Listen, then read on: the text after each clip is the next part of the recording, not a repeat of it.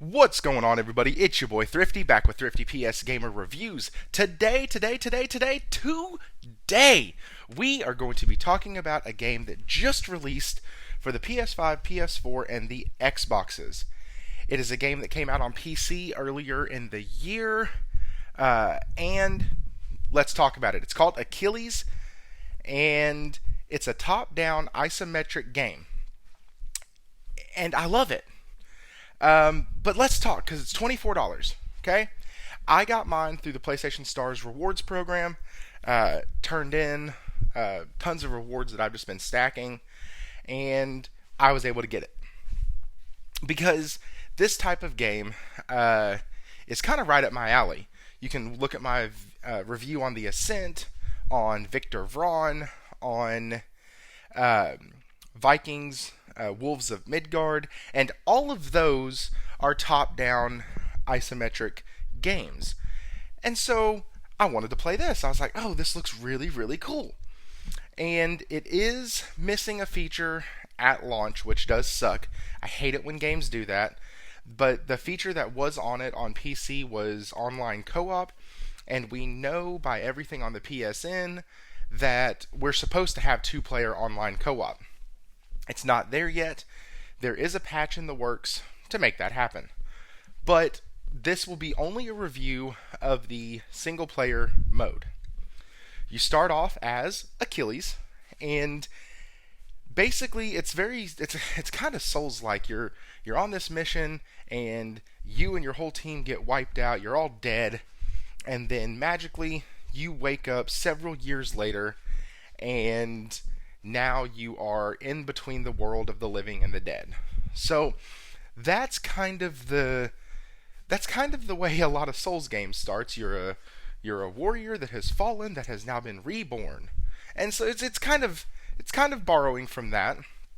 The story, as you can guess, is heavily rooted in Greek mythology, and so you start off, and it's swords, shields. It has a good loot system. It has a really good upgrade system. And mind you, I'm looking at this through the lens of a brand new game being $25. So, there's a lot of stuff that I give grace on in this because it's $25. But at the same time, I was telling one of my friends that I would honestly I could see them charging $40 for this, and it wouldn't be too much. The game is really good.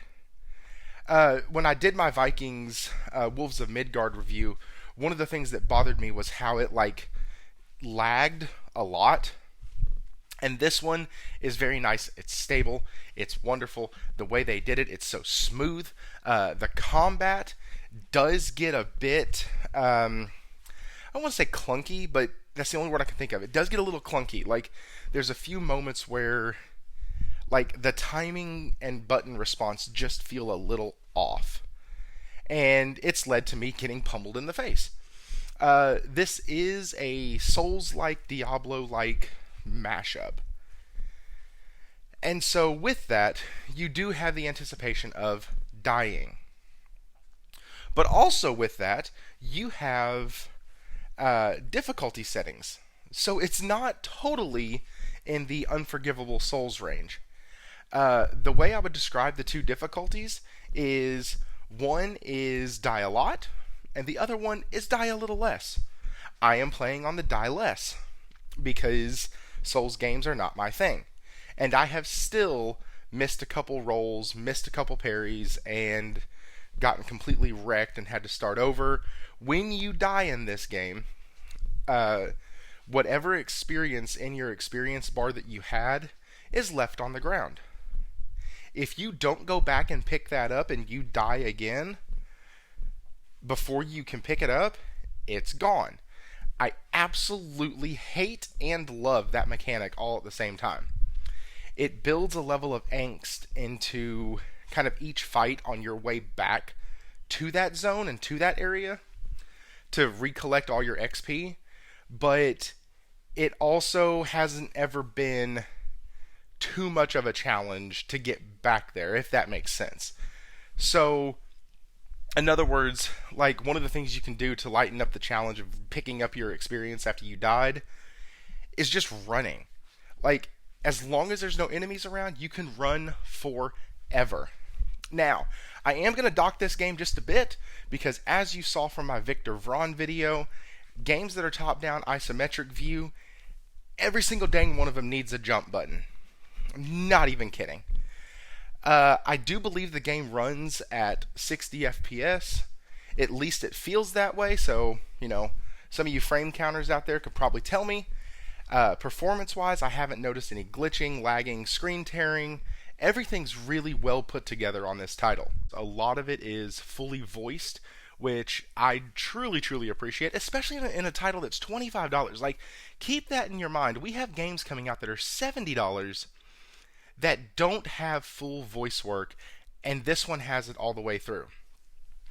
Also, in between like each major section, there's a really, really cool storytelling method that they use where it's almost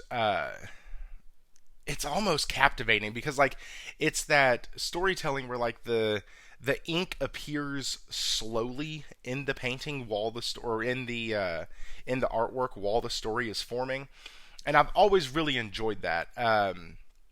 It's always been one of my like favorite types of storytelling, like lore dumps, are those type of scenes. So I really, really, really enjoy that part of the game. Plus, it does give you some reprieve because generally those come after a hard fight or something of that nature. I remember one time I was fighting this creature that I had never seen before. It kind of took me by surprise because it was a whole new mechanic, or not a whole new mechanic, a whole new setting and a whole new style of fighting a creature that like was introduced. And that first creature I fought with it was very jarring, which it was supposed to be. Like, because afterwards your character makes a comment of like, "What in the heck was that? Like, why did that happen?" So um, it was very well placed, but it was also very well done in the fact that they were able to throw something brand new at me that I kind of wasn't expecting. The other things about this is it is going to have your like I said earlier, it has a skill tree, it has your weapons, has your upgrades. You can choose from two-handed, one-handed, axe, sword, shields. You can upgrade those. You can get different items. You have 4 item slots. 2 of them are always taken. One is for Fury, which is what you use to cast your uh, kind of your special abilities. The other one is your health potion, and that is obviously for health. With that, you can have 2 other slots though. Usually you're going to put like a buff or debuff in there, or you're going to put something like I put grenades and then usually a buff or my throwing daggers. Because sometimes getting range on an enemy is a big deal. The combat in this, speaking of getting range, is extremely, extremely well done. Outside of a few spots where, like I said, the button responses in high stress situations seem to not be there uh, when more enemies get on the screen. So there is a bit of an issue on that. Other than that, though, guys, combat is super fun. There's a lot of crap you can do with it. You can have AoE effects that heal. And I know they're going to give us multiplayer at some point because some of the skills and some of the skill trees apply to you and your allies, and so that sounds extremely fun. And it kind of lets you customize your character within the skill tree to like, hey, what different abilities do you want? Do you want to be tanky? Do you want to be more DPS? Do you want to be the healer?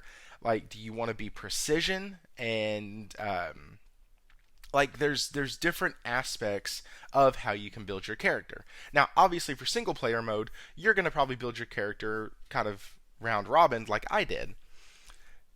But they do give you those options, and the game is really, really freaking well done. Um, I would say that if you're looking for a Diablo style game, this would be right up your alley. For $25, I absolutely cannot recommend this game enough. It is extremely fun. Uh, Reports online were saying it's super short. I have like 7 hours in it, and I'm about 15% of the way through. So I don't really know how short it actually is. Uh, but that's why I kind of wanted to get this review out, because these are my first impressions, my first thoughts. Generally speaking, after you play good 10, 20, 30% of these games, you kind of figure out what they are and what they're about. And this one took me all of 2 hours to figure out that it was a great game, that I was going to do a review on it, and that it's going to get praising recommendation from me on purchasing it. With that being said, like I said, guys, the game is $25 on the PlayStation Network, and you should get it. You can hit me up on my Discord, that'll be in the links below, and you can also hit me up on X. So, guys, I just want to thank y'all for stopping by. Hope you enjoyed the review. Leave a like, subscribe if you haven't already, and as always, guys, stay thrifty.